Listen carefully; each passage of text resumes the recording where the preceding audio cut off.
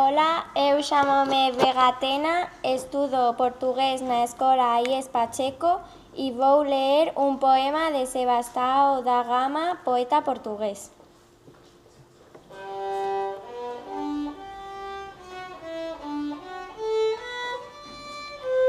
Pelo soño e que vamos, conmovidos e mudos, chegamos, non chegamos, haxa ou non frutos, pelo soño e que vamos. Basta a fe no que temos, basta a esperanza naquilo, que tal vez non teremos. Basta que a alma demos como a mesma alegría, ao que descoñecemos e ao que do día a día. Chegamos, non chegamos, partimos, vamos, somos.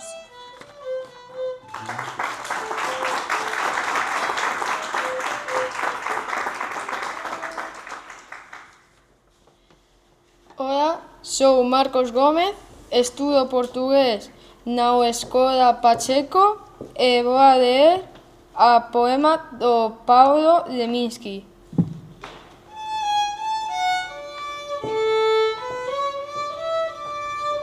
Rasao de ser, escrevo, e pronto. Escrevo porque preciso porque estou tonto. Ninguén ten nada con iso. Escrevo porque amañece, e as estrelas lá no céu lebran letras no papel, cuando o poema me anoitece. A araña tece tellas, o peixe beixa e morde o que ve. Eu escrevo apenas, ten que ter porqué?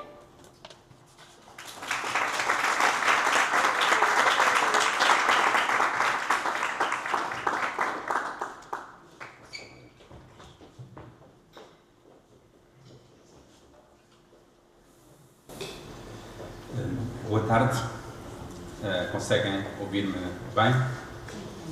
Muito bem, sejam bem-vindos.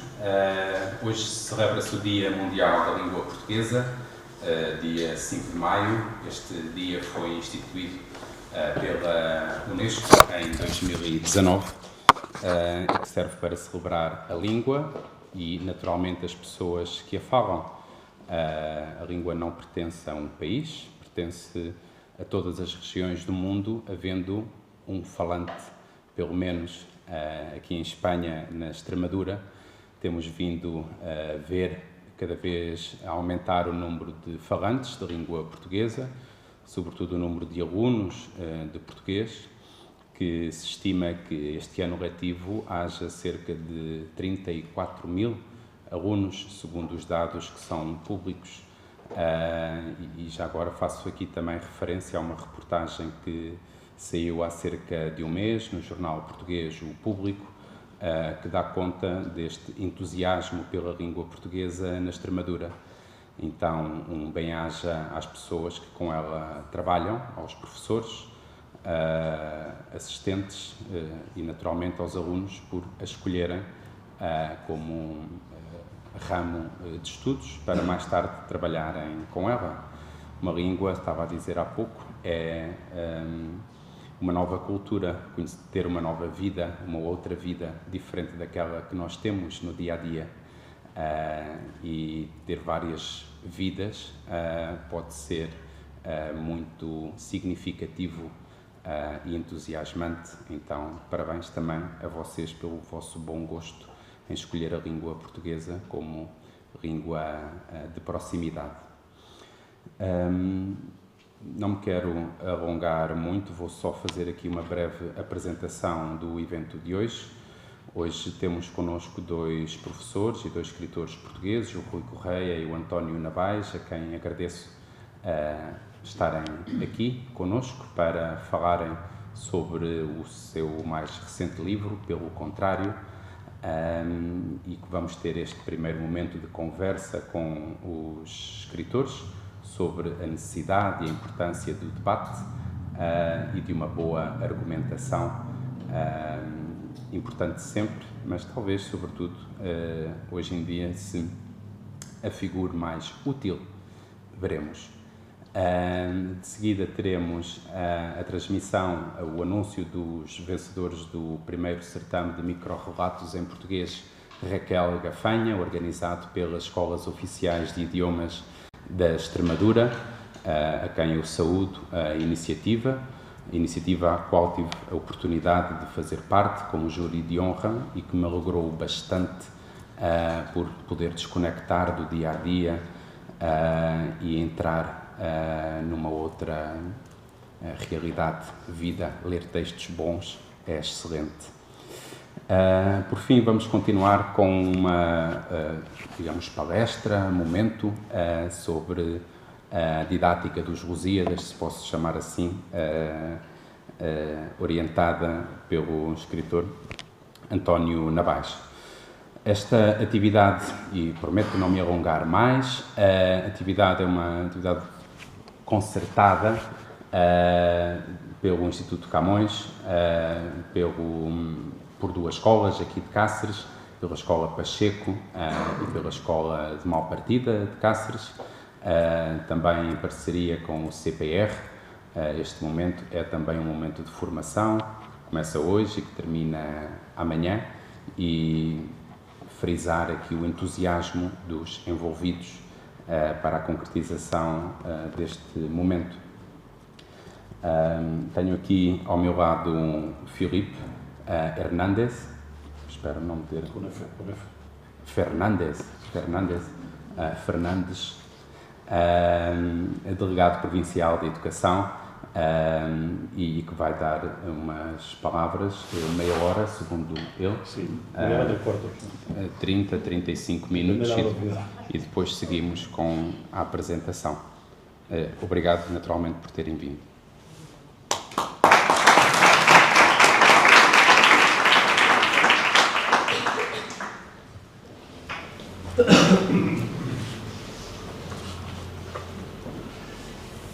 Buenas tardes. Saludo al director del Hernández Pacheco, que está por aquí, al representante del CPR, a los representantes de la Universidad de Extremadura, puesto que esto es algo que se hace también en colaboración con la universidad, al director del Centro de Lengua Portuguesa del Camões, el señor Guilherme Figueiredo, lo he pronunciado bien, con F, ¿no? Muy bien. Y por supuesto también a Antonio Navais y a Rui Correia, que acabo de conocerlos hace un momentito, y he descubierto que tienen sentido del humor casi español, que eso es importante. Así que yo creo que... En fin. Parece que... Ahora sí, ahora se me oye un poco más. Pues es un placer para mí estar hoy aquí. Os traigo un saludo muy afectuoso de nuestra consejera, de la consejera de Educación, María Mercedes Vaquera. Hace 25 años, aproximadamente, un director que estaba un poco loco y un jefe de estudios que también estaba un poco loco, decidimos que había que ofrecer el portugués como segunda lengua extranjera. Fuimos el primer centro educativo de Cáceres capital que lo hizo, y desde ese tiempo hasta ahora son muchos los alumnos que han pasado por nuestro centro, algunos ya profesores de portugués, ¿verdad, Lucía? Y creo que nos anticipamos un poco a lo que ha sido el desarrollo del aprendizaje de la lengua portuguesa en Extremadura. Siempre ha sido un desequilibrio entre lo bien que nos hablaban los camareros en Lisboa cuando íbamos, y el español, y lo mal que hablamos nosotros aquí el portugués, ¿no? Entonces, esto era un intento de equilibrar de manera que todos nos pudiéramos entender en una lengua según donde estuviéramos. Es verdad que para nosotros el portugués es una lengua fonéticamente endiablada, que nos cuesta mucho porque nuestra fonética es tan pobre que necesitamos trabajarlo mucho, pero poco a poco yo creo que lo vamos consiguiendo. Dicen que la literatura y la sociología de los países viene siempre marcada por una obra que fue la base de su desarrollo posterior, ¿no? Si cogiéramos como referencia Francia, España y Portugal, diríamos que la chanson de Roland marcó la literatura y la sociología posterior, es indiscutible, ¿no? Si existe Víctor Hugo es porque existió la chanson de Roland, y si existe Émile Zola es porque existió la chanson de Roland, y si Madame Bovary fue la que decidió que los derechos de las mujeres europeas cambiaran completamente a partir de esa novela, yo creo que todo se basa en esa marca francesa, que significa que tanto la literatura como la sociología de los franceses está marcada por los derechos, la lucha por los derechos cívicos de sus ciudadanos, por los derechos individuales, ¿no? Y eso yo creo que les ha marcado y lo vemos prácticamente todos los días. Si nos vamos a España y nos encontramos con el Quijote, también tendremos ahí rasgos que luego vamos a seguir apreciando en la literatura posterior, ¿no? La pelea entre la batalla entre literatura y realidad, que tanto se da en el Quijote y que otros escritores en castellano tanto han trabajado también. Vargas Llosa, ¿no? Recientemente fallecido, que también trabajó mucho sobre esa batalla literaria entre la realidad y la ficción, ¿no? Entonces, esos rasgos del Quijote nos han condicionado a nosotros como españoles y a nuestra literatura, sin duda alguna. Yo creo que también ese rasgo de estar peleando siempre contra nosotros mismos, que se lo preguntan a la generación del 98, que también yo creo que fue algo bastante importante, ¿no? Y sobre todo, yo creo que, como decía antes, hablando con los escritores portugueses, el sentido del humor, la ironía no es sentido del humor, pero el sentido del humor sin ironía no se puede entender. Y eso es algo que el Quijote lo hace de manera tan prolija que obviamente ha trascendido luego en la literatura española y desde luego en nuestra manera de ser, ¿no? En nuestro sentido del humor. Cuanto más al sur, mejor, por cierto, o al menos más apreciable. También quizá en ese empeño en mantener una lucha que separa radicalmente la razón y la fe. Y lo digo porque estoy muy influido. Acabo de leer el último libro de Javier Cercas y os aseguro que me ha influido muchísimo, porque trata muy profusamente de esta separación un poco artificial entre la razón y la fe, cuando si caminaran juntas sería todo mucho más sencillo para nosotros. Y en Portugal, ¿cómo ha influido en Portugal la obra de Camões, de la que luego vais a hablar, por cierto, Las Luisiadas? Ese canto marinero a un pueblo marinero, que es lo que es Las Luisiadas, ¿no? ¿Cómo ha influido? ¿Cómo es posible que a partir de ahí los portugueses hayan inventado una palabra que no se traduce a ningún otro idioma o que no tiene una traducción a ningún otro idioma, una traducción fácil, como saudade, ¿no? Porque me decía una amiga gallega, ¿es morriña? Digo, no, de morriña nada, es mucho más que eso. Es un concepto que tiene una amplitud que no somos capaces de captar con nuestras palabras, incluso con la palabra gallega, ¿no? Yo creo que ese algo más es un componente de melancolía que ha, sin duda alguna, luego teñido, si me permitís la palabra, la literatura portuguesa y, desde luego, la forma de ser de los portugueses, ¿no? Sería imposible, si no fueran melancólicos, que cantaran fado. Sería imposible, no hay manera. Es la única forma que conozco de cantar un fado, que haya un fondo melancólico tan potente como ese. Y esa manera de ser, esa trayectoria literaria y sociológica, solo podía tener como fruto a Pessoa.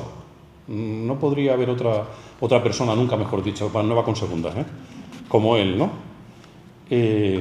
Tengo aquí una frase que me ha apuntado de él. Dice, la literatura es la forma más agradable de ignorar la vida. Y ahí seguimos también, porque esto es algo que es transversal en todas las literaturas, ¿no? La batalla entre realidad y ficción. Eso se permite decir. Una persona que tuvo 75 heterónimos quiere decir que algunos de sus heterónimos tienen más obras que algunos autores normales y corrientes, ¿no?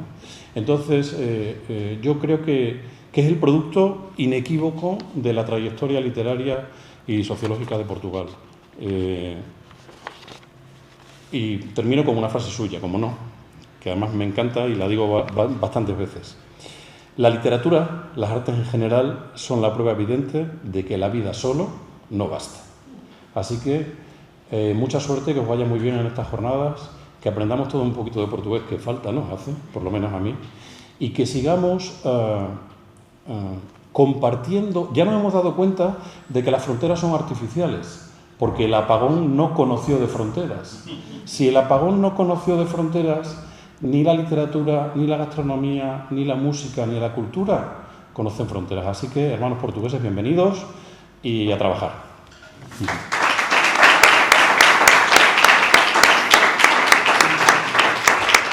Gracias. Ora bem, então vamos dar início a este encontro literário, que duas palavras bonitas: encontro, pessoas, literário, letras, outras vidas. Mais uma vez agradeço ao Rui e ao António por estarem aqui connosco. Devem estar cansadíssimos. A professora Berta programou aqui 2 dias bastante intensos de trabalho. Espero que na quarta-feira tenham um dia de descanso, porque de facto esta jornada é bem longa, produtiva, claro, aproveitando a oportunidade dos dois estarem aqui. Vamos falar sobre o vosso livro. Vou fugir aqui um pouquinho ao protocolo regular, em que normalmente o apresentador apresenta os convidados, isto porque às vezes sinto que falta-se dizer alguma coisa ou fala-se demasiado daquilo que não é muito pertinente. Então, para começar, gostava que vocês, se assim o permitem, claro, fizessem uma breve apresentação vossa, quem são vocês, e para depois falarmos sobre o livro. Isto não foi pensado, mas acho que não haverá problema em seguirmos este caminho. Não, é mesmo o caminho mais preguiçoso até. Queria apresentar-vos o António Navais. O António Navais é professor de português e de latim, e é uma pessoa que tem, em grande medida, como muitos de nós, uma ideia muito simples. A vida tem que ser muito leve e deve procurar-se aprender e saber mais, constantemente. E essa urgência que o Fernando Navais tem em garantir que haja uma constante presença do humor é algo que faz com que haja sempre também em seu redor essa presença, essa existência.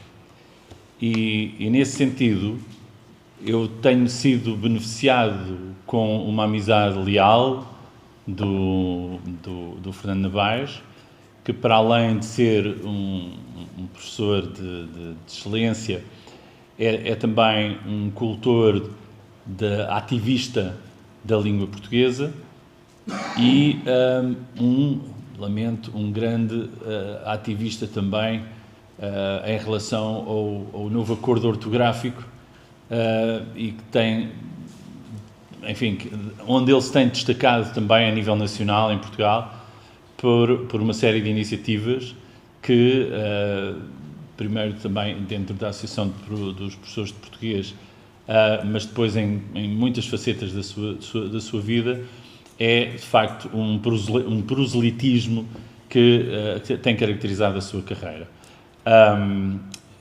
Periodicamente é convidado para apresentar muitos livros, é também um indivíduo que dinamiza muitos cursos de latim, uma língua que alguém por vezes gosta de pensar que está morta, e o que é interessante na experiência que o António Fernando Navais tem vindo a desenvolver é justamente um crescimento cada vez maior do interesse por essa língua falecida, aparentemente. E esse gosto pelo latim, esse gosto pela língua portuguesa, encontra no Fernando Navais um dos seus maiores precursores, e não me cabe de maneira nenhuma pensar sequer. Eu tenho algum hábito de escrever para jornais e para alguns canais de televisão portugueses, nacionais, e nunca me cabe na cabeça enviar qualquer texto meu sem o enviar previamente ao Fernando Nabais. Não apenas ele encontra sempre qualquer coisa que irritantemente eu deixei passar, uma gralha aqui, um erro acolá, mas para além disso a sua perspectiva, a sua capacidade, a sua cultura, a sua gentileza obrigam-me sempre a repensar aquilo que eu tenho escrito e, portanto, quando fui convidado para fazer uma coleção sobre história de Portugal, não me ocorreria outra coisa senão fazê-lo em parceria com uma pessoa que eu considero absolutamente um irmão de alma. E, nesse sentido, tem sido para mim um enorme divertimento, em primeiro lugar. Já vos falei da leveza com que ele encara todas estas coisas, mas sobretudo também da diligência e a capacidade de trabalho que o Fernando tem. Ficamos, todos nós que somos amigos do António Fernando Nabais, ficamos sempre desvanecidos com a sua gentileza, com a sua amabilidade e com o seu permanente sentido de humor, e que certamente hoje aqui encontrarão também mais uma pleia de pessoas que irão conhecer esse sentido de humor e essa amabilidade com que ele trata praticamente tudo enquanto se envolve. E, portanto, é um prazer imenso continuar a escrever estes livros em parceria com o Nabais. Agora vê lá o que é que dizes. Cabe-me apresentar então o Rui Correia, que é professor de História e é a pessoa que há muitos anos, isto são alguns pormenores que depois servirão para confirmar mais uma outra característica, é a pessoa que me liga sempre que aprendeu uma anedota nova. E, portanto, se eu cultivo o sentido do humor, devo muito ao facto do Rui Correia me estar constantemente, portanto, a renovar o estoque de anedotas portanto, eu agradeço, eu não calculo que haja pessoas que possam não dominar o português, portanto, lembrem-me sempre que não estão a perceber alguma palavra que eu disse. Eu sei que anedotas aqui têm um sentido diferente, é chiste, não é? Ou broma. Pronto, eu tentarei ter esse cuidado. Tenham também esse cuidado de me pedir que especifique uma outra coisa que não tenham entendido. Isto aqui não é evidentemente, mas houve uma grande polémica no século XIX, a questão Coimbra, e então falava-se muito na escola do elogio mútuo, em que os autores se elogiavam uns aos outros. Não é o caso, porque os elogios que eu vou dirigir ao Rui, claro que não são como pagamento dos elogios que ele me fez, mas são elogios já muito, muito antigos, porque nós já nos conhecemos há muito mais anos do que gostaria de confessar, porque confessar os anos a que já nos conhecemos quer dizer que já começamos a ser um bocado antigos, mas isso é coisa para 40 anos, penso eu. Exatamente esta capacidade de querer transformar tudo em humor, a capacidade de querer aprender, a capacidade e de uma coisa, e aí distingue-se muito de mim, de fazer coisas, querer fazer coisas, de arriscar. O Rui é uma das pessoas mais corajosas que eu conheço e eu fico sempre assustado porque, como não sou corajoso, fico a olhar para as coisas que ele faz e diz com inveja e com terror, porque eu penso, eu gostava de ter tido esta ideia, gostava de ter feito isto, e fico aterrorizado porque era incapaz, muitas vezes, de fazer aquilo que ele fez.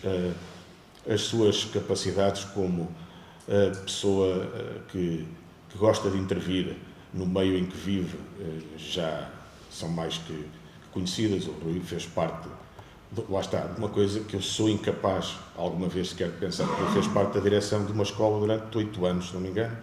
Se estou a falhar por um? 9, eu sabia que estava a falhar por um. 9 anos. Foi vereador na Câmara das Caldas e foi candidato à presidência da Câmara das Caldas também. Não para.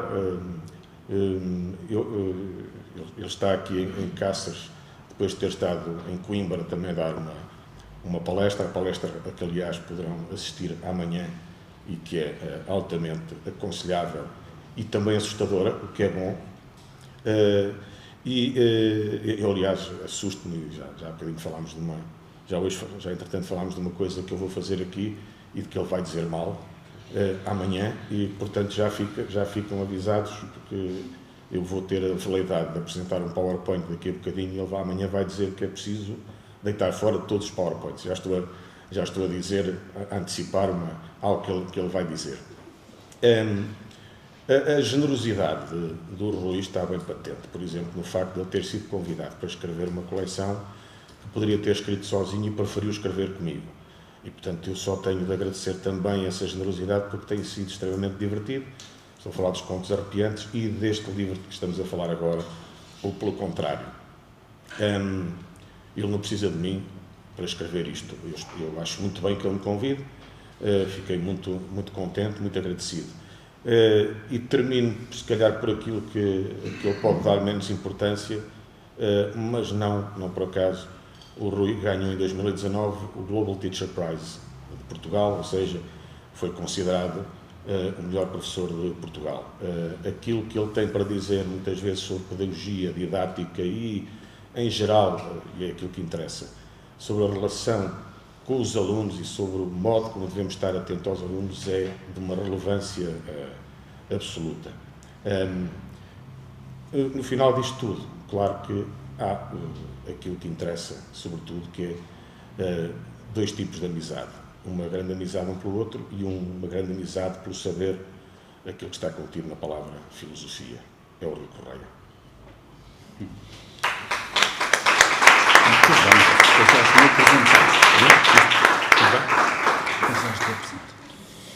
Excelente. Ainda bem que fizemos este número ao improviso. Não poderia fazer esta apresentação. Acho que correu muito bem. Também não tinha pensado que um poderia fazer a apresentação do outro. Foi uma boa ideia. Obrigado e ficámos a conhecer-vos um pouco melhor, para além das biografias que estão disponíveis online, por exemplo. Vamos agora começar a falar sobre o livro. O livro está aqui, chama-se Pelo Contrário, Anda a Debater, Tu Debates Bem. O livro está aqui também disponível para consulta, imagino, para eventual compra. É um livro curioso pelo seu formato, que tem esta capa e que depois tem aqui uma outra capa e que tem uma leitura interessante. Tem 50 temas, digamos, fraturantes. Aqui, o que é que eu tenho? Humor e limites. Existem dois tipos de argumentação. As pessoas que, neste caso, acham que o humor deve ter limites e as pessoas que acham que o humor não deve ter limites. Então tem uma leitura diferente e já agora aproveito para contar um episódio que aconteceu no Apagão, na segunda-feira, que decidi passear de bicicleta pela cidade e trazia este livro comigo e parei e comecei a lê-lo. E até que, passado algum tempo, alguém que estava na janela da casa em frente, farto de ver assim e depois a fazer assim e depois assim e assim, veio ter comigo a perguntar o que é que se passava, porque não estava a compreender porque é que eu estava sempre a virar o livro. Então, é curioso e parabenizar este formato. Então, tentando entrar aqui na ideia do pelo contrário, o próprio título tem letras ao contrário. Para quem não conhece o livro, o que é que vocês podem desvendar sem dizer o final? Bom, em primeiro lugar, fico muito satisfeito por ter contribuído para realizar um dos nossos sonhos ao escrever este livro. Exato. Que é levar as pessoas a fazer figuras tristes na rua, enquanto estão exatamente a tentar ler o livro e a virar. Este era um dos nossos grandes objetivos e ainda não tínhamos até agora uma história como a do Guilherme, exatamente, que provasse. Nós sempre pensámos que seria muito interessante saber que alguém, por exemplo, no metro, a ler este livro, em frente a outra pessoa e a pessoa a ver que havia estes contrários e a virar o livro ao contrário, estávamos mortinhos, efetivamente, por saber que isto tinha acontecido a alguém. Finalmente, portanto, temos uma cobaia, não é? Foi o próprio Guilherme que nos oferece de bandeja uma história, ainda por cima passada. Portanto, isto foi aqui em Cáceres. Sim. Portanto, atingimos o estrelato a nível europeu já. Portanto, termos direito a esta história. Pronto, sem querer realmente desvendar o fim do livro, porque depois ainda podem fazer o filme e não queremos que saibam já a história toda, é tão simples como isso. Não é? Em cada 2 páginas está o mesmo tema, com argumentos a favor e argumentos contra. E o objetivo foi exatamente esse, ou seja, procurar em cada assunto os melhores argumentos a favor e os melhores argumentos contra. Quando uma pessoa começa a lidar muito com o assunto, ou quando nos chamam a atenção para um determinado assunto, ele começa a aparecer. Quando, por exemplo, quando sabemos que a nossa companheira está grávida, vamos ter um filho, de repente as grávidas começam a aparecer por todo o lado, os carrinhos de bebés, coisas que nunca tínhamos visto e que de repente passam a aparecer, passam a existir, porque até aí não existiam. Porquê? Porque nós não estávamos atentos, não estávamos a reparar.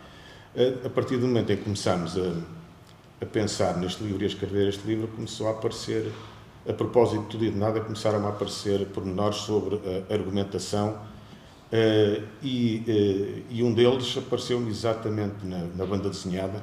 E eu, a propósito da banda desenhada, já agora queria fazer aqui um parênteses. É com uma certa inveja relativamente à Espanha que eu me lembro que há um Asterix entre os hispanos que foi escrito pelo Goscinny e só agora, este ano, é que vai sair um Asterix entre os lusitanos, infelizmente já não escrito pelo Goscinny. Portanto, a Espanha até nisso nos ultrapassou mais uma vez, fomos completamente derrotados, porque o Goscinny já não vai escrever sobre os lusitanos. Não é? Bom, fechando este parênteses, que foi só uma queixa, porque isto tem a ver com banda desenhada. Li há pouco tempo um álbum de um autor que eu não conhecia, graças aos bons ofícios da minha irmã, que conhece tudo o que é banda desenhada e que eu não faço ideia sequer que existe, um autor chamado Manu Larsenet, e num quadradinho, a propósito de uma discussão entre 2 personagens, a discussão acaba com uma personagem a afastar-se, muito irritada da outra, a dizer: tu não queres discutir, tu só queres provar que eu não tenho razão. E é engraçado que, como é evidente, eu reparei muito mais nisto porque estávamos em processo, ou já do livro estar escrito, ou ainda estar a escrever o livro, e efetivamente é disto às vezes que se trata. Nós não queremos propriamente discutir, queremos só derrotar. E uma das coisas que se aprende já com Platão, e que nós, passados mais de 2000 anos, continuamos a copiar, é exatamente esta ideia de que numa discussão, quando alguém usa um argumento que nos convence a mudar de opinião, nós perdemos a discussão, mas ganhamos um argumento e ganhamos uma opinião. E este livro pretende, obviamente, potenciar isso, levar a que aceitemos, não é aceitemos a opinião, é ouçamos e saibamos ler aquilo que os outros pensam. Portanto, este é o espírito do livro. Não é bem um livro de autoajuda, mas é qualquer coisa que se aproxima disso. Não sei se o Rui quer agora completar. Sim, há um ponto que gostaria de dizer antes de mais, antes que nos esqueçamos e que isso se torne imperdoável. Quero muito agradecer o convite que nos foi dirigido. Antes de avançar, gostaria de dizer qualquer coisa, antes que isto se torne imperdoável, que é queria muito agradecer o convite que nos foi dirigido, honra-nos muito a nossa presença aqui, sentimos-nos muito honrados por... Daqui só mesmo atenção, comendo o microfone, não tem mal. Eu não vou repetir o que disse há bocadinho, eu queria só dizer-vos que é muito divertido pensar na razão porque gostam de português. Isso, eu tive a oportunidade de estar há algum tempo na Universidade de North Dartmouth, em Massachusetts, e eles tinham lá um curso tem o Centro de Língua Portuguesa. Eu estive lá a fazer uma investigação que, entretanto, depois acabei por publicar e que saiu num livro da maravilhosa Guerra e Paz, chamado Salazar, em New Bedford, e onde tive a oportunidade de descobrir um tesouro extraordinário que é um jornal em língua portuguesa, um diário em língua portuguesa, completamente livre. É o único jornal que existe em língua portuguesa durante todo o Estado Novo, onde, como saberão, toda a imprensa era sujeita a uma vincada censura e, portanto, não havia um único jornal em língua portuguesa que fosse verdadeiramente livre. Pois nós encontramos um desses jornais no outro lado do Atlântico, e quando quando estava a fazer esse trabalho de heurística, de recolha de dados antes da escrita propriamente dita do livro, foi-me pedido que desse algumas aulas no curso de português e duas conferências sobre esta coisa da cultura portuguesa e da sociedade portuguesa. E na altura a pergunta que tive de fazer é: por que razão se interessam pelo português? O que é que o português tem de tão extraordinário?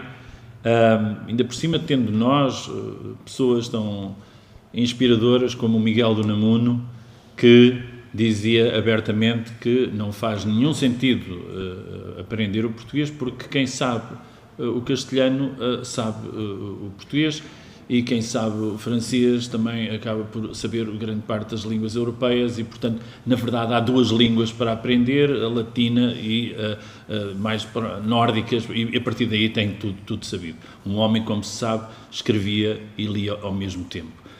E ele próprio desenhou, como carpinteiro, um móvel para poder fazer essas duas coisas em simultâneo. Portanto, perante estas evidências, uma pessoa pergunta-se de onde é que vem esta paixão pelo português que vocês evidentemente demonstram, senão não estariam aqui num dia tão soalheiro como este. Há qualquer coisa no português, dá-me vontade de fazer uma t-shirt a dizer isso, há qualquer coisa com o português. E uma das coisas mais maravilhosas que nós encontramos no português é a sua gigantesca falibilidade, ou seja, o facto de nós podermos ver nesta língua, como noutras, mas nesta porque a conhecemos melhor, a enorme capacidade de poder ser falada de maneiras completamente diferentes e de todos os seus falantes acharem que eles são a ortodoxia. E é a coisa mais divertida que há, é pensar-se nessa questão da ortodoxia da língua, porque é, como sabem, algo que é em si próprio um oxímoro, porque todos nós, os que defendemos a ortodoxia da língua, defendemos também a ortodoxia e encontramos nessa ortodoxia a sua gigantesca plasticidade e a evolução que deve ter e que acontece todos os dias, e abraçamos de bom grado todas as inovações que vão chegando à língua e estudamos-las e ensinamos-las, vamos dizendo, falando de coisas como a lei do menor esforço, que faz com que muitas palavras se alterem, se modifiquem, mas depois, quando chega à altura de alguém falar a língua de maneira diferente daquela que nós aprendemos, torcemos-lhe o nariz como se fosse qualquer coisa que não... É uma pequenina poluição que vai acontecendo, e não estamos tão disponíveis para isso, e é muito interessante estar neste lugar. É essencialmente este o tópico. O que eu aprecio na aprendizagem de línguas, seja ela portuguesa ou outra, é esta enorme capacidade de ser humilde.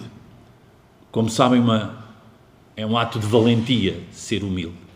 A ideia, e não está nada na moda, ser humilde. Uma das coisas que me avisaram quando cheguei aqui, disse-me logo Berta Carreira, nós aqui não nos tratamos por doutor, está bem? E isso é uma coisa que para nós, portugueses, é muito libertador, porque muitos dos portugueses ficam sempre muito contentes pelo facto de terem tido agora um novo, ou uma licenciatura, ou um mestrado, ou um doutoramento, e isso parece que faz com que eles se transformem em pessoas que vivem a 20 centímetros do chão e que as outras pessoas podem até ter, sei lá, o privilégio de olhar de baixo para cima. E como nós sabemos, nós estamos muito pouco interessados nisso. Na esmagadora maioria, as pessoas mais saudáveis não estão mesmo nada interessadas nisto, e eu digo isto assim por uma razão muito simples, porque as pessoas mais saudáveis são pessoas que habitualmente já se aperceberam de que vão morrer. E eu não sei se sabem qual é o nome que se dá a uma pessoa que morre com 120 anos. Morreu há bem pouco tempo uma pessoa com 117, a mais velha que existia até agora, durante o nosso tempo. Essa pessoa que morre com 117 anos, morrer com 117 anos, tem um nome, chama-se morrer cedo. Porque não se morre tarde, isso não existe, ninguém morre tarde, todas as pessoas morrem cedo.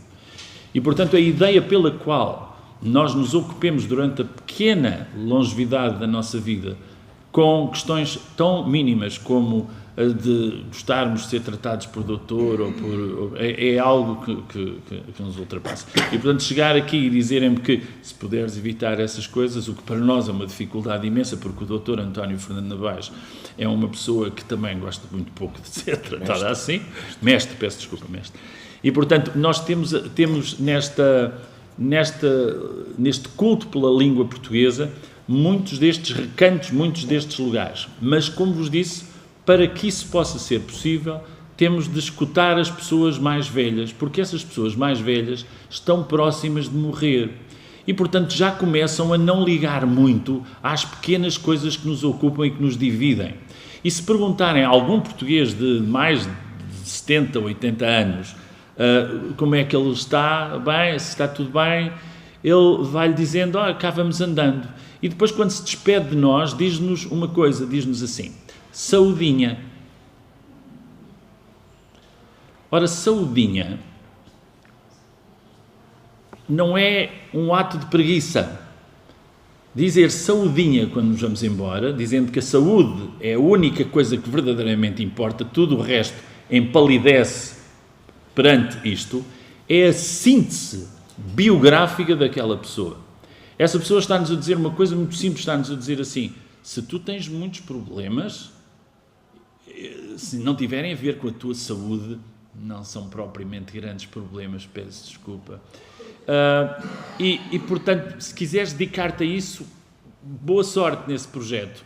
Agora, verdadeiramente há 3, 4 coisas que importam na vida. Amanhã, se tiverem a oportunidade, falar-vos-ei das 3 únicas coisas que interessam na vida, e tudo o resto não serve para nada. Portanto, há mais do que a saúde, depois falaremos sobre isso.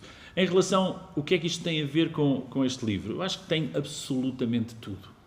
Porque o que este livro pretende fazer, e ele foi muito estudado de uma ponta a outra, muito trabalhado a todos os níveis, formato, letra, tamanhos de texto, ilustrações, a questão da estrutura, tudo isso foi trabalhado. E nós queríamos que fosse um livro pequeno, que pudesse ser levado para qualquer lado. Esse ponto era essencial para que algumas pessoas pudessem passar algumas vergonhas. Esse era o ponto essencial, podermos levar o livro connosco para qualquer lado. E era muito importante também que nos recordássemos daquilo que eu julgo ser uma citação do grande Richard Feynman. E o Richard Feynman dizia uma coisa que a mim, como professor, tem muita importância, que é: se nós não conseguirmos dizer de forma muito simples tudo aquilo que é muito complexo, então é porque ainda simplesmente não estudamos o suficiente. E eu acredito profundamente nisto. Acredito que não há nenhum assunto que não possa ser discutido com as crianças. E quando elas são o nosso público, Então nós aí estamos a afiar uma coisa muito importante para quem tenha a veleidade de querer escrever coisas complexas para pessoas sofisticadas. Escrever para crianças, escrever para adolescentes, pressupõe que vós tereis de fazer um exercício muito interessante. Abdicar de grande parte daquilo que são os vossos códigos linguísticos e tentar inocentá-los, tentar ir à procura da forma mais lapidar e mais eficiente e mais clara possível para que aconteça tudo aquilo que um professor deseja que aconteça. Que é a ideia de poder transmitir aquilo que sabe, não guardar aquilo para si. É isso que faz da profissão de professor a mais sublime de todas. Um debate não serve para ter um vencedor. Se há coisas que são absolutamente insuportáveis, é quando nós atravessamos uma campanha eleitoral, como estamos a atravessar agora em Portugal, e vemos os comentadores a darem notas. Dão notas a este, àquele tem 3, tem 2, tem 7, tem 7. E o que nós verificamos é que há uma avidez para tentar descobrir quem foi o vencedor daquele debate. Ora, isto nega tudo aquilo que é um debate. Quando nós escrevemos neste subtítulo "Anda a debater, tu debates bem", como sabem, esta frase é uma brincadeira que é retirada de um grande filósofo português chamado Cristiano Ronaldo, que quando iam bater uns penaltis num importante jogo com a Polónia, houve um outro grande jogador português da seleção portuguesa chamado João Moutinho, que teve medo. E teve medo de ir bater, ou seja, marcar o penalti.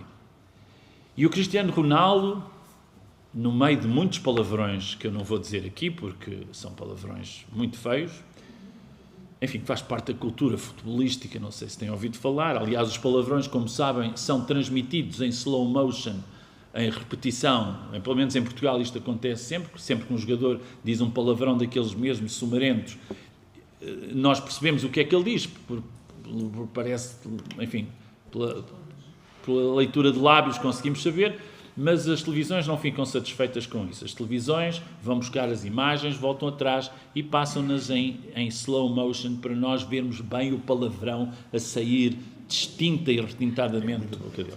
É muito frequente ver-se isto. Os meus filhos adoram isso.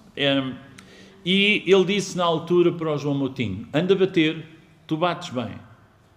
E o João Moutinho, que tinha perdido um penalti por causa disso num outro campeonato, acabou por avançar, rematou e contribuiu para passarmos esse desafio. E nós achámos divertido brincar com as palavras e, em vez de "anda a bater, tu bates bem", pomos "anda a debater, tu debates bem". E esta brincadeira pressupõe esta noção de encorajar as pessoas a arriscarem, a não terem medo, a virem cá para fora, a irem marcar o seu penalti pessoal. Cada um de nós traz consigo, carrega consigo histórias muito secretas. Nós hoje tivemos um exercício de manhã sobre as histórias secretas que os miúdos todos transportam consigo. Como sabem, os miúdos levam sempre 2 mochilas para a escola. Levam a mochila escolar e levam a sua mochila emocional. A mochila emocional é a mais invisível e a mais pesada de todas. Nós temos miúdos com 10, 11, 12, 13, 14, 15 anos que já viveram mais do que qualquer um de nós alguma vez viverá. Temos demasiados alunos que não têm uma única pessoa que lhes diga o valor que têm. E isso, para quem é professor, faz parte da nossa existência e tem de nos obrigar a pensar o que é que estamos aqui a fazer. E, portanto, este livro o que pretende é justamente dar a conhecer não os 50 temas que aqui estão. Não tem importância nenhuma quais são os temas que aqui estão, nem interessam sequer os argumentos que aqui estão. Aquilo que verdadeiramente interessa neste livro é o exercício de humildade que ele obriga. É a ideia de que, se nós tivermos uma posição sobre as touradas ou as corridas de touros, temos de estar disponíveis para ouvir os 2 lados da questão. Eu sou profundamente republicano. Escrever os melhores argumentos contra o republicanismo é um desafio que eu acho demasiado interessante. E é demasiado interessante por uma razão muito simples. Eu não estou disponível para ter a razão toda. Eu não tenho nenhum interesse, absolutamente nenhum, em estar num sítio onde eu sou a pessoa que mais sabe. Desinteressa-me completamente. Não tenho nenhum interesse. Nunca ganhei nada de especial com isso. Posso iluminar o meu ego. Isso não tenho dúvidas. Agora, o que vos posso garantir é que sempre que eu tive de aprender alguma coisa com alguém que sabe mais do que eu subi um degrau na minha vida. E esse degrau é apenas um. E é aquele que nos faz subir um espaço acima. E esse espaço acima, a única coisa que faz é como qualquer torre com degraus, permite-nos ter uma visão maior das coisas que temos em nosso redor. E para que isso aconteça, precisamos uns dos outros. Precisamos de nos ouvir e precisamos de escutar. Estamos numa época, eu estou a falar demais, peço desculpa, mas estamos numa época em que ouvir está fora de moda. Toda a gente, mesmo duas pessoas como nós, escrevem livros. Toda a gente escreve livros. Hoje em dia todos escrevem livros. Todos têm muito para dizer. Todos têm muito para contar. E o que este livro pretende é, essencialmente, exercitar a escuta. Exercitar a capacidade de nós podermos dizer: eu quero ser a pior pessoa da sala. Eu tenho de procurar qualquer... Eu faço-vos um exercício que ia guardar para amanhã. Qualquer um de nós precisa disso. Qualquer um de nós precisa de estar num sítio onde haja pessoas melhores do que nós. Se não, vejam. Eu vou precisar agora da vossa sinceridade, está bem? Quem é que aqui se considera culto? Levante o braço.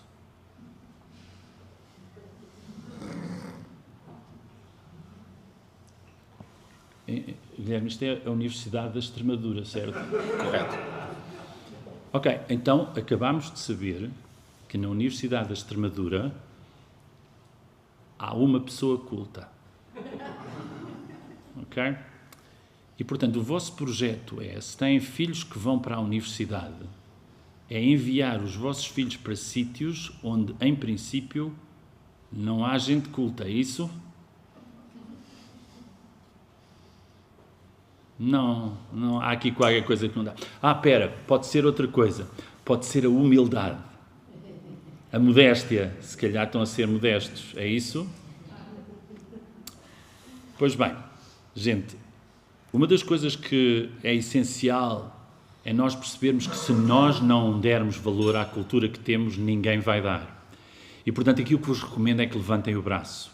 Porque levantar o braço hoje, nos dias de hoje, numa altura em que a cultura está a ser tão vilipendiada, onde a discussão sobre pensamentos adjacentes, alternativos, é tão condenada e tão posta de lado, é uma grande importância levantar o braço. É de uma grande importância levantar o braço.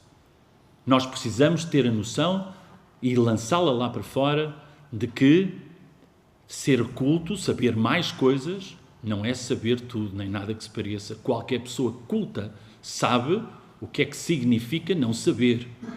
E esse ponto é fundamental. À medida que nós vamos aprendendo mais e mais, vamos descobrindo mais e mais espaços que não conhecíamos. Coisas que desconhecíamos inteiramente, passámos a conhecer. Essas são novas ignorâncias que nascem com o conhecimento. E por quem julga que o conhecimento traz mais liberdade, não é assim. O conhecimento traz uma maior circunscrição à liberdade, uma maior limitação da liberdade. Porque há muitas coisas que simplesmente pelo facto de serem cultos, vós já não podeis fazer. Pelo facto de serem pessoas cultas, isso limita a vossa liberdade. O civismo aumenta, tem que cuidar dos outros, tem de se preocupar. A vossa liberdade começa a ser: eu já não posso fazer determinadas coisas, porque eu preocupo-me com o outro. Eu quero conhecer o outro. Eu tenho de compreender o outro. Este livro exercita esse músculo. Este livro é para se levar para o ginásio.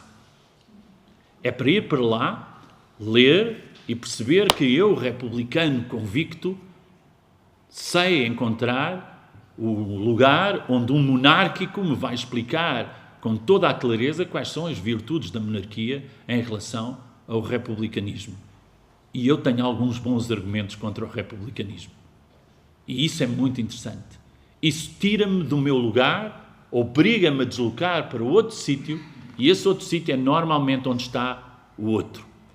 E isso é um ato que nunca perdemos com isso. Ganhamos sempre com a vantagem de escutar as outras pessoas.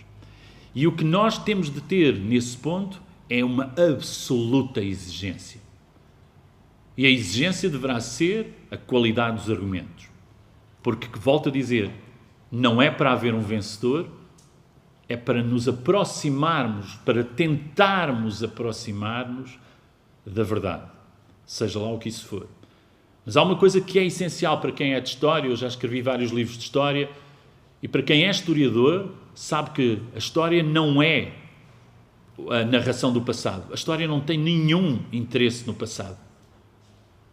Estudar história não serve para conhecer o passado. E nem sequer vos vou dizer essa coisa do passado, é o presente e para o futuro. Não é isso que está em causa. O que a história nos permite saber é compreender a brevidade da vida. Eu acabei de publicar com o Nabais, convidei também para isso, um manual de história para o 9º ano de escolaridade em Portugal. Chama-se Procura. E esse manual de história, que tem milhares, dezenas de milhares de alunos a usá-lo, esse manual de história pretende, em grande medida, fazer o seguinte, fazer com que se perceba que uma sala de aula, falaremos disso amanhã, uma sala de aula não é o lugar onde o conhecimento vai nascer. A sala de aula não é o sítio onde o professor brilha. A ideia de uma sala de aula não é que o professor seja muito competente sequer. Nem é, muito menos, o lugar onde um professor vá demonstrar a sua extraordinária erudição. Ninguém paga a um professor para ele ensinar. De resto, eu duvido que alguém alguma vez tenha ensinado alguma coisa. Porque aquilo que um professor é chamado a fazer é fazer aprender. É para isso que nos pagam. Pagam-nos para nós garantirmos que aquilo que estamos a fazer é fazer com que os alunos possam brilhar. E uma sala de aula tem que ser o lugar, não onde o professor brilha, mas onde os alunos brilham. E esta inversão tem de acontecer, e já agora, que estamos numa universidade, tem de começar numa universidade. Eu diria isto de outra maneira. As escolas básicas e secundárias estão à espera de vós, professores universitários. Estão à vossa espera. E vocês estão a tardar a chegar lá. Continua-se a ter, dentro das universidades, um ensino Magister Dixit, um ensino em que o professor demonstra a sua enorme capacidade e aptidão para ser professor e os alunos começam a ser avaliados apenas pelos exercícios que vão fazendo. Muitas vezes escritos. Pois bem, o mundo mudou. E hoje em dia, qualquer trabalho escrito que vos seja entregue, esqueçam a questão do plágio. Isso já não é um problema. Esqueçam também a questão do ChatGPT e da inteligência artificial, porque as pessoas hoje começam a pensar, bem, qualquer aluno que nos entregue um trabalho feito em ChatGPT, nós temos mecanismos para poder encontrar a veracidade e a autenticidade daquele depoimento, daquele trabalho. Pois, o problema é que também há mecanismos para mascarar essa falta de autenticidade. Isto avançou. E o que vai acontecer com a inteligência artificial é uma humanização do ensino, não o contrário.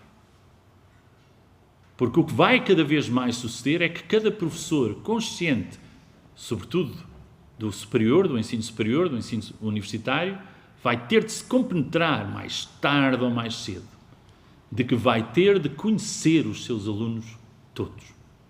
E cada vez mais, todos os trabalhos que vos são entregues, para vós são interessantes, mas não mostram aquilo que o aluno sabe. E vós tereis de saber o que é que o aluno sabe. É para isso que vos pagam. Fazer aprender. E, portanto, o que vai suceder, o que tem de suceder, é uma maior proximidade entre aluno e professor. Reduzir as escalas. Aproximar-nos mais uns dos outros. E tudo é defesa a partir de agora. Tudo é defesa. Tu escreveste um texto? Conta-me, explica-me. Quero-te ouvir.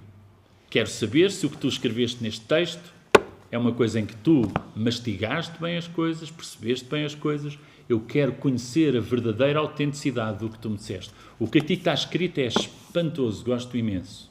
É muito bom. Mas eu preciso de saber se foste tu que pensaste nisso. Não importa se foste tu que escreveste isto. Eu não estou interessado nisso.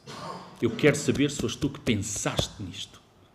E essa autenticidade vai ser um desafio extraordinário para as pessoas cultas. Nós vamos caminhar cada vez mais para uma humanização do ensino, porque os professores universitários, como os outros, aliás, sabem muito bem viver o que se passa à sua volta. E estão muito atentos ao que se passa em seu redor. E por isso mesmo nós esperamos por vós. Nós, os professores do ensino básico, do ensino secundário, estamos à vossa espera. Porque vocês definem a matriz dos próximos professores. Definem como é que vão ser os próximos professores. E esses outros professores vão ter de ter a experiência que vós lhes proporcionam, vós proporcionais, para garantir que eles sabem que a única forma, e é isso que este livro pretende, a única forma que nós temos de não sermos os melhores da sala, e por isso sermos cada vez melhores, é escutar os outros, ouvir os argumentos difíceis. Não é ouvir os que têm os mesmos argumentos que nós. Isso não nos ajuda muito. O que interessa mesmo, e a verdadeira democracia nasce aí, na capacidade de não demonizar o outro e a capacidade de ter a coragem de escutar quem tem opiniões diametralmente opostas às nossas. É para isso que serve este livro. Desculpem, tomei-vos imenso tempo. Obrigado, Rui. Estamos assim por encerrado esta... É uma brincadeira. Agora preocupa-me realmente. Estou maravilhado, verdadeiramente maravilhado. Estou aqui a seguir o conselho do Rui de escutar. E sim, é uma arte, é uma técnica, saber falar assim, de forma simples e com tanto sumo, que é, enfim, o que fica disto tudo. Ainda se vê nas salas de aula esta exposição do professor para o aluno, para os alunos, em que o professor entra, 50 minutos depois sai com sede e os alunos saem com sono. Então tem de haver aqui alguma maneira de aproximar os alunos do professor, aproximar os alunos do livro. É uma questão que tenho para fazer mais à frente e não o contrário. Mas Sócrates escreveu sobre isto, não é? Sobre a maiótica, dar luz ao o aluno, dar à luz o seu próprio conhecimento, ou seja, esquecer esta ideia da exposição apenas porque sim, mas sim propiciar uma outra forma de dar uma aula, de estar com um aluno, não apenas escutando. Hoje, numa aula, os meus alunos tomaram o meu lugar e, bom, coitadinhos, não estavam à espera, tiveram de improvisar algo em sala de aula, que é uma coisa que eu sinto que não faço muito e que acho que devo fazer mais, de pô-los. É um pouco, talvez, até pretencioso dizer assim, mas não quero que me entendam mal, de pô-los a pensar, porque parece-me que na sala de aula perde-se um pouco o tempo de pensar e é mais o tempo de fazer, de uma reprodução de algo que o professor fez, disse,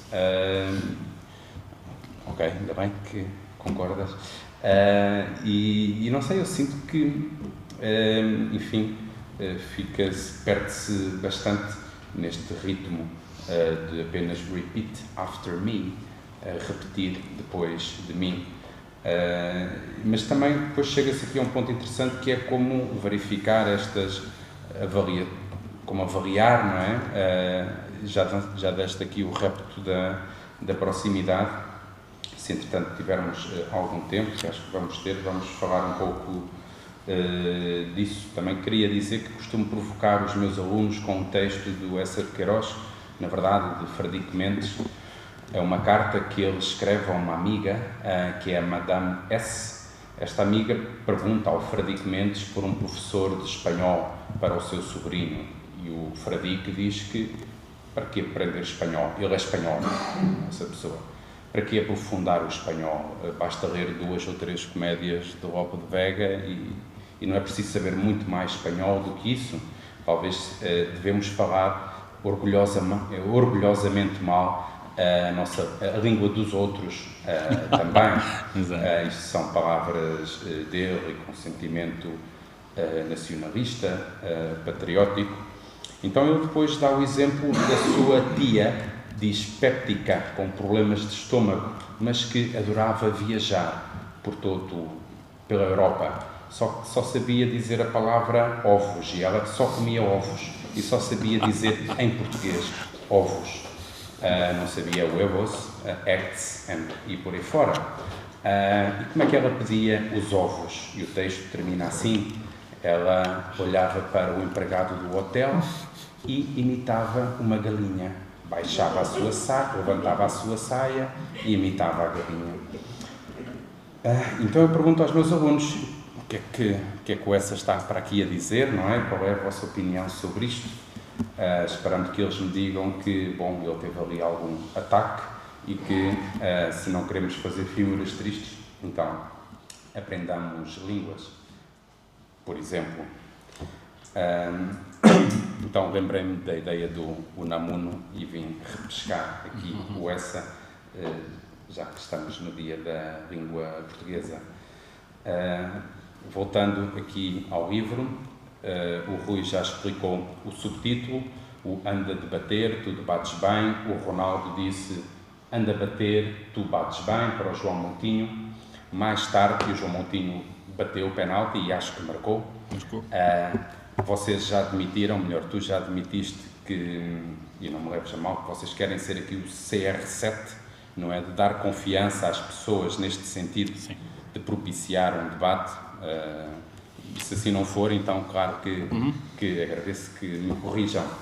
Mas, e mais tarde, o João Moutinho, numa live que se fez com os vários jogadores da Seleção Nacional, disse que não queria bater o penalti, não por ter medo de falhar, mas sim porque tinha uma dor na perna.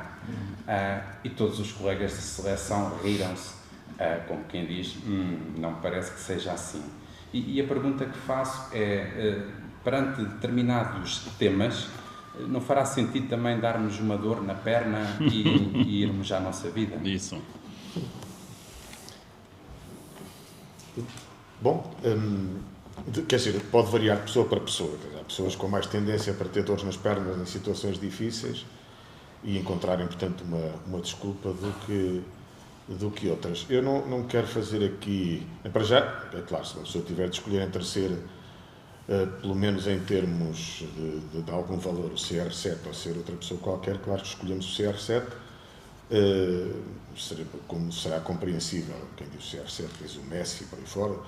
Portanto, uma pessoa para imitar alguém, pelo menos tentará imitar os melhores.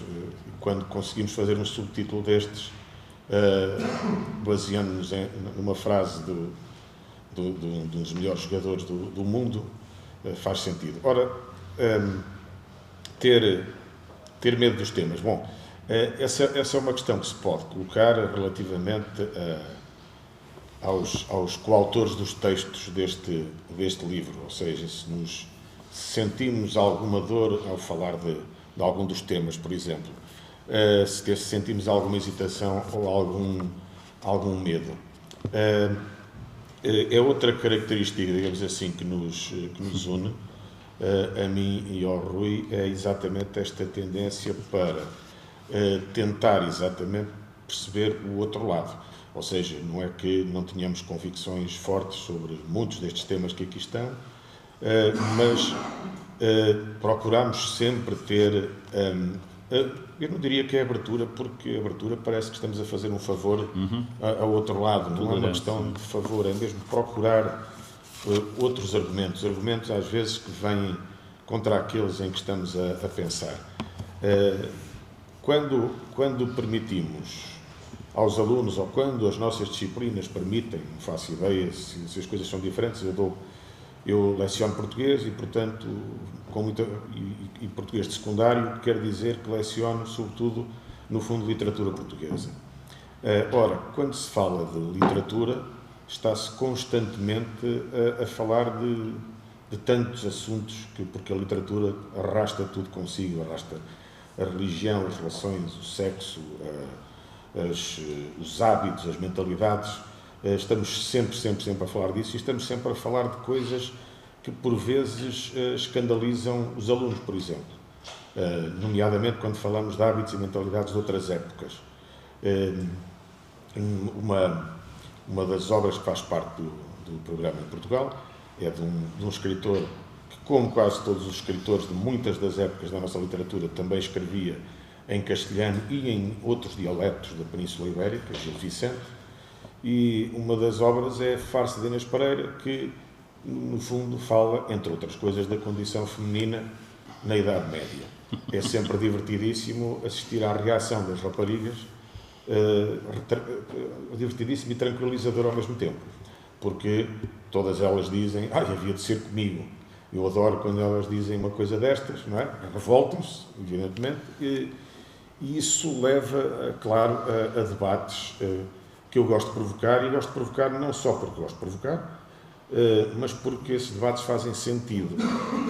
E aquilo que normalmente digo, essas raparigas muito escandalizadas com a manorização, com o enclausuramento das mulheres, é que naquele tempo tu aceitavas exatamente da mesma maneira. Irias reagir o mínimo possível, porque terias sido educada para isso. E isso obriga-os a pensar, evidentemente, a sair. É uma frase, eu detesto a frase, embora porque ela está na moda, mas a sair da zona de conforto. Já agora um parênteses, eu acho que se uma pessoa está na zona de conforto é um disparate de sair dela, porque é muito mais confortável estar na zona de conforto. Mas a ideia de evidentemente, debater, tentar perceber outras épocas é tão importante como tentar perceber outros argumentos, no fundo. Dividindo a coisa, eu nunca tive problemas relativamente a este livro em escrever contra e a favor de temas sobre os quais tenho convicções relativamente fortes. Pelo contrário, isso fez-se muito facilmente. Quanto ao resto, a ideia de pôr efetivamente os alunos a debater, a argumentar, de os provocar, de lhes dizer, bom, isso não é bem assim, é efetivamente fundamental, porque os obriga efetivamente a pensar, como estava a dizer o Guilherme. E pensar, evidentemente, é um músculo como qualquer outro, tem de passar por aí. E quando se tenta, evidentemente, argumentar, depois é-se obrigado a fazer, nem que seja por 5 minutos ou por 5 horas, uma coisa tão simples como investigar. Ir pensar, ir procurar, ir tentar saber porque é que é assim, porque é que faz sentido que uma mulher obedecesse ao marido numa determinada época, porque é que faz sentido, por exemplo, a propósito dos Lusíadas, e a propósito da história, porque é que faz sentido que Afonso IV tivesse mandado matar Inês de Castro? Faz sentido. Já contei isto várias vezes, tive uma turma, normalmente, deste episódio de Inês de Castro, a pobre Inês, que foi morta por, segundo os Lusíadas, que é uma versão, evidentemente, muito limitada desta questão política, que foi morta mandada matar pelo Dom Afonso IV, havia razões para que isso acontecesse. Dizer isto a adolescentes, dizer que há razões para mandar matar uma mulher que está apaixonada pelo nosso filho, evidentemente garantir que vai haver uma revolta na sala. Quando essa revolta existe, é bom sinal, primeiro, e depois é bom sinal porque eles ficam revoltados, desde logo porque não aceitam que uma coisa dessas seja justa. Por outro lado, é bom porque os incomodou. E quando nós somos incomodados, quando somos obrigados, efetivamente, depois a pensar em coisas que nos incomodam, é nesse momento que nós somos capazes de escrever e pensar a favor e contra. Se queres completar, ou se estiver bem? Está bem, está muito bem. Mexe? Não, isso fez-me lembrar só uma história que aconteceu como professor de História. Gosto muito de levar os meus miúdos a sair da sala.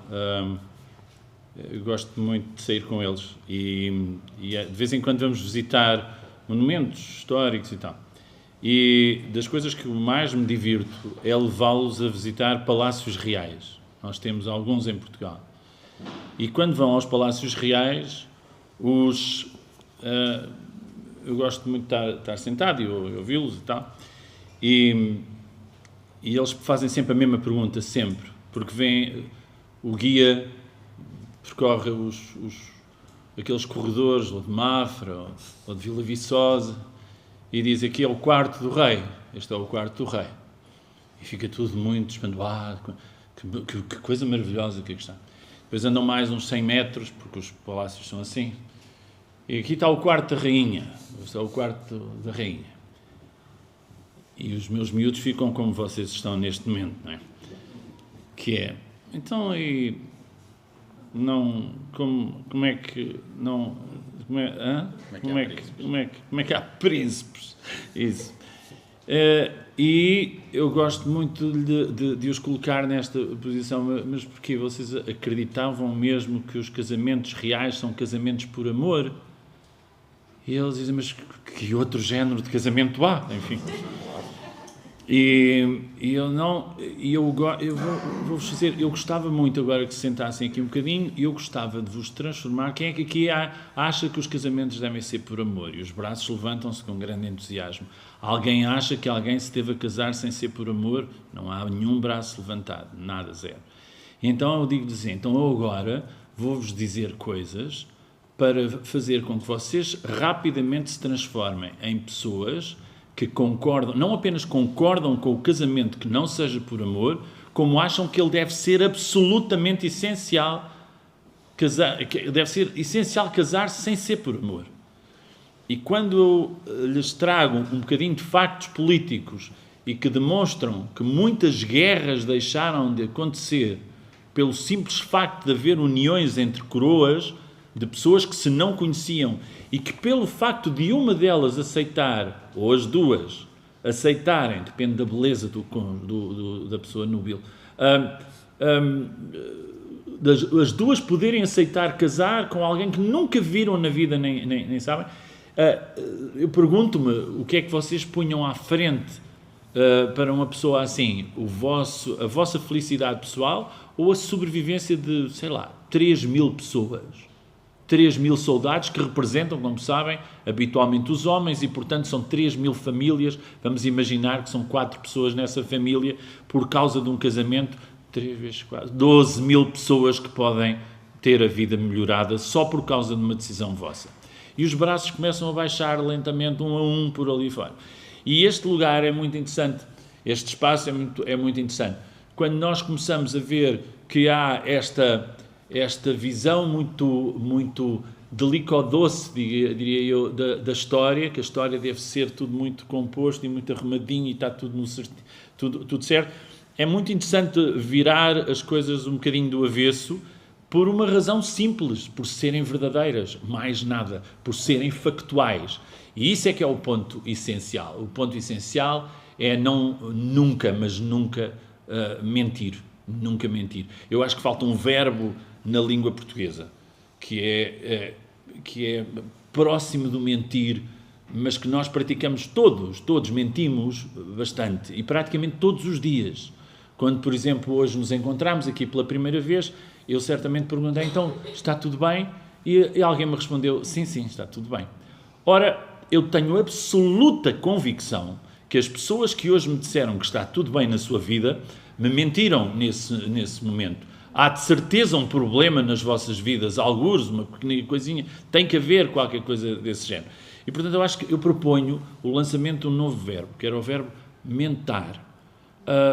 Pronto, é uma espécie de mentir benignamente. É como quando nós vamos visitar o nascimento de um bebê há bem pouco tempo e ele tem aquele ar mutante que vocês sabem e alguém diz, o meu bebê é tão lindo, não é? E nós o que é que havemos de dizer, não é? O que é que haveríamos de dizer? Não somos todos o Larry David da vida, não é? Portanto, o que nós vamos dizer é muito giro, muito giro.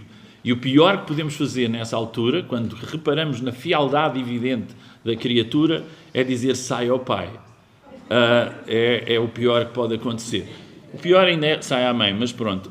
Mas em todo o caso, esse mentar é absolutamente crucial. E o que acontece muitas vezes nos livros de história é justamente um grande exercício de mentar, se diria assim, ou não é uma mentira, mas de mentar. É tentar adocicar as coisas, pô-las de uma maneira mais interessante e que possa caber tudo direitinho, onde haja poucos fios fora do novelo, é esse ponto. Isso é muito divertido.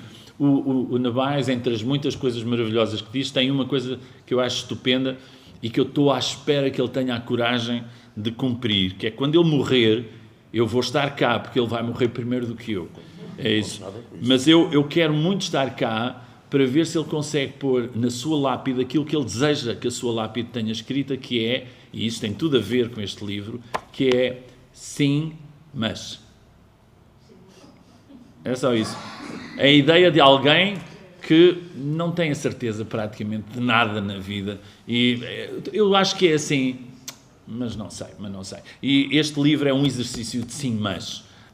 Não é de mentar, mas é um exercício de sim, mas. É dizer que sim, somos todos contra a interrupção voluntária da vida, mas também somos a favor do aborto, porque a mulher e o seu corpo, quer dizer, como é que era? E estamos envolvidos nesta sopa de dúvida, e isso é o lugar certo para nós estarmos e para podermos ter uma visão realmente interessante sobre a vida.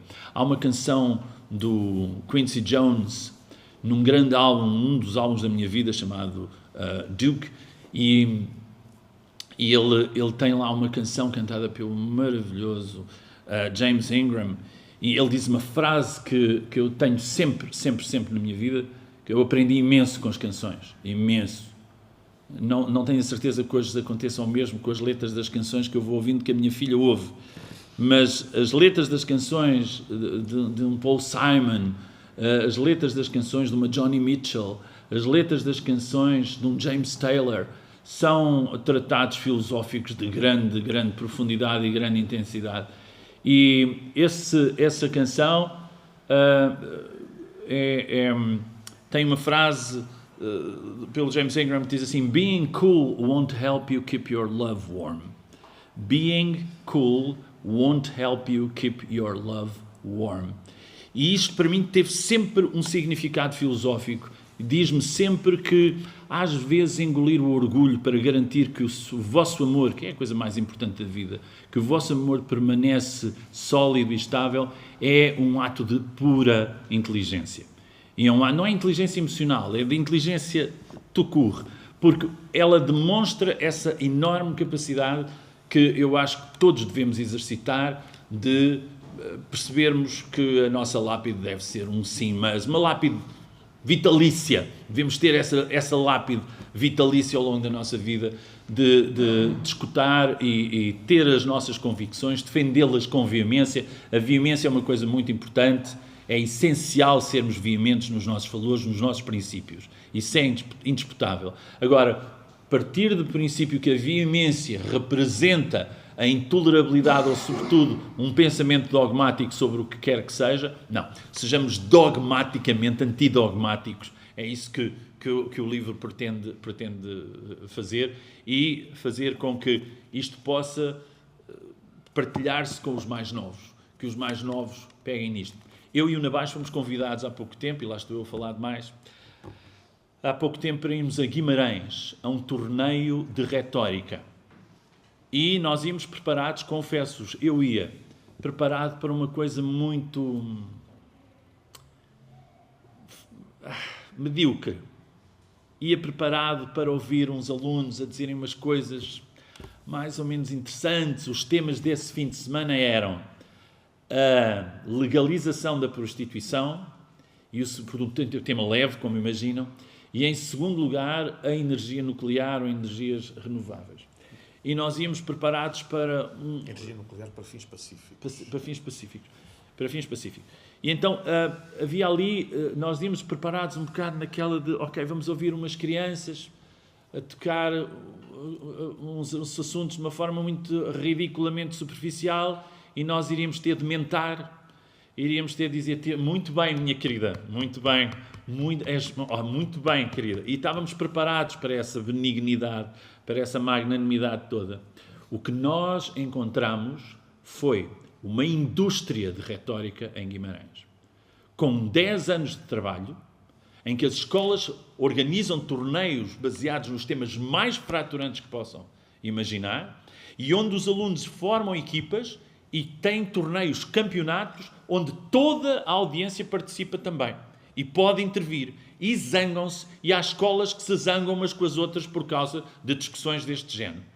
E quando eu acabei de ouvir pessoas de uma eloquência extraordinária, com 15 anos e 16 anos, e eu estava absolutamente, como o Navais, estávamos os dois assim, uau, ok, isto é outro campeonato, não é nada do que estávamos à espera, com alguma arrogância fomos para lá, e o que sucedeu é que ficámos completamente terraplanados por aquilo tudo, e depois no fim, nos bastidores, eu cheguei ao pé da mais eloquente das raparigas que lá estava e perguntei-lhe, tu acreditas mesmo nisso que tu defendeste, que a prostituição, a legalização da prostituição deva ser aprovada? E ela disse, não, defendo, depois de ter estudado, não defendo nada disto.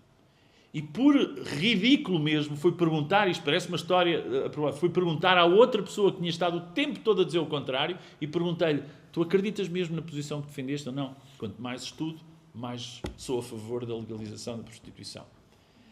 E eu já fui ter com o Navais e com a minha mulher que também estava comigo, e estávamos a dizer, é impressionante como estas pessoas nos conseguiram convencer da autenticidade dos seus argumentos. E, portanto, pegar num tema, dar-lhes esse tema e dizer-lhes, é verdade, vais ser contra isto ou vais ser a favor disto. Reúne os teus dados e vamos discutir. E apresenta-os com convicção, apresenta-os com veemência e vamos daí para fora. Nós saímos daquele fim de semana completamente, digo-vos, honrados, privilegiados com aquela experiência. E, portanto, isto é um exercício que funciona. E só funciona se for feito com consistência. Ou seja, se não for uma coisa para fazer num ano, depois morre, depois pode haver alguém que o faça, pode haver alguém... Não. A ideia de ser um exercício consistente, onde o Ayuntamiento ou a Câmara Municipal de Guimarães está seriamente empenhada naquilo, vai lá, aparece lá, estava lá a senhora vereadora da Cultura, e lá foi ela a apresentar, participar de tudo isto, portanto, patrocinar tudo aquilo, não apenas logisticamente, mas estando lá presente naquilo, e a verdade é que eu pude sugerir-lhes que aquilo não pode ficar por Guimarães apenas. E existe uma coisa que é o World Championship of Debate, e eles estão a preparar uma equipa para concorrerem a um campeonato mundial de debate. Como sabem, é um certame que reúne gente de todo o país. A minha filha, neste momento, é candidata para ir. Ela sabe debater muito bem. Eu sei isso por experiência. E não por experiência boa, quero-vos dizer. Mas que ela é amiga de uma concorrente que nos apresentou o livro em Leiria. Este livro foi apresentado já várias vezes, foi apresentado em Leiria por essa aluna, a Beatriz Amorim, que tem 15 anos e que apresentou o livro de uma maneira absolutamente exemplar, e também foi apresentado este livro por um dos que, enfim, poderá vir a ser o próximo Presidente da República de Portugal, lá nas Caldas da Rainha, foi ele quem fez a apresentação. E, portanto, nós temos desde candidatos a Presidente da República a crianças de 15 anos que nos apresentam este livro com o mesmo interesse. E o que vos quero dizer é isto mesmo, é que se uma universidade como a Universidade da Extremadura, tendo estas relações incríveis que vocês têm com as escolas, que é uma coisa rara, quero dizer-vos, as universidades habitualmente dão-se mais com as empresas do que com as outras escolas do ensino básico e secundário. É muito interessante o que vocês estão aqui a fazer e é muito interessante testemunhar isso. Tendo esta rede já instituída, a ideia de poderem criar estes torneios de retórica, vocês correm o risco de ter os alunos altamente interessados e terem grandes surpresas como aquelas que nós tivemos nesse inesquecível fim de semana em Guimarães. Não sei se respondi à pergunta, cuja formulação já não me recordo. Claro que sim. Obrigado, Rui. Ficam neologismos e ideias, e isso é que importa, é o que fica. Temos pouco tempo para ficarmos aqui. Gostava de saber se alguém tem alguma questão, um comentário a fazer, então que o faça agora, que em 7 minutos vamos iniciar a sessão de apresentação dos resultados. Alguém tem algo que gostasse de dizer? Parabenizar? Era isto que eu receava. Estou a dar aqueles segundos. Eu, por acaso, nunca vejo um problema quando ninguém tem nada para dizer. Não tem. Às vezes não, nos surge, não é? Podem passar mas é bom dar... Só se passarmos já à segunda pergunta, exato. Assim já não são os primeiros, passam logo a ser os segundos, acho. Certo. Bom, neste caso, e tendo em conta que temos de preparar agora a apresentação... Está ali uma pessoa que quer falar? Eu não vi. Não, eu também não. Estava a ver se... Estava só a ver se alguém... Não? Não conseguimos. Então, muito rapidamente, posso fazer esta questão. Ok, é isto. É aqueles segundinhos. Tens de falar para o microfone. Berta, podes vir. Não, fala daqui, prefiro. Mas tem de ficar na... É para ficar em ata. É para ficar em... Espera um segundo. Espera um segundo. Eu não gosto de micros, sim, mas... É para ficar. Mas Tem que ser, é só isso. Pronto, eu li o livro, já o explorámos na aula com os alunos, com o Ruben, temos alunos que gostam de debater, o Ruben põe os nossos... Vê se tens um botãozinho para ligar algures ou assim. Não se consegue ouvir. É porque depois... Está ligado. Está ali, não preciso falar, se calhar Então, faltava ouvir. vira mesmo para ti. Sim? Melhor agora? Não é para nós, Vocês aí é que eu... E então, tem sido muito giro trabalhar com o Ruben, porque o Ruben põe os nossos alunos a pensar muito mais do que ele expor, os nossos alunos a pensar, a debater, a ler artigos e eles a comentarem e dar-lhes autonomia. Não é? E já debatemos vários temas do livro, antes mesmo de os termos, e quando eu cheguei ao tema inteligência artificial, confesso que me achei fraquinho.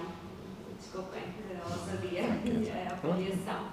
E o Rui, através dessa esperança que com esta inteligência artificial os professores, falando dos professores universitários e nós mesmos do básico e do secundário, vamos passar a rever as nossas práticas, deixou-me a esperança, não é? Eu não sou contra a inteligência artificial, não sou contra a tecnologia, temos que fazer uso dela, mas tenho algum receio que percamos a criatividade, que estejamos agora, até arranjarmos uma alternativa, percamos a criatividade dos alunos, não é? O que é feito por eles, o que é que não é. Há professores que estão em alerta para isso, depois eu vejo muitos colegas seriamente comprometidos com a inteligência artificial, muito preocupados em estar a par de todas as plataformas e fazer uso delas. Há várias formações em inteligência artificial aplicada às línguas estrangeiras e eu tenho inúmeros colegas muito aficionados à inteligência artificial e confesso com todo o respeito por ela, não é? se bem que ela é produzida pela inteligência humana, e sem inteligência humana não haveria inteligência artificial. Aliás, dizia uma boa amiga minha, agora no apagão, quem é que não resolveu a situação do apagão? Valeram-nos os humanos, não é? E algo que de facto me assusta e que eu não vi aqui tanto nos vossos argumentos, mas o Rui acabou por explicar, não é? Se calhar um bocadinho a esperança de que os professores mudem as suas práticas atendendo à inteligência artificial. Sim. 30 segundos. Então, aquilo que eu queria dizer é que o texto sobre a inteligência artificial neste livro está espetacularmente bem escrito. E que o que pretendo dizer é o seguinte: eu até acho incrível, sou-te franco, que alguém olhe para estes dois textos e acho que vai encontrar aqui a resposta para as dúvidas sobre a inteligência artificial.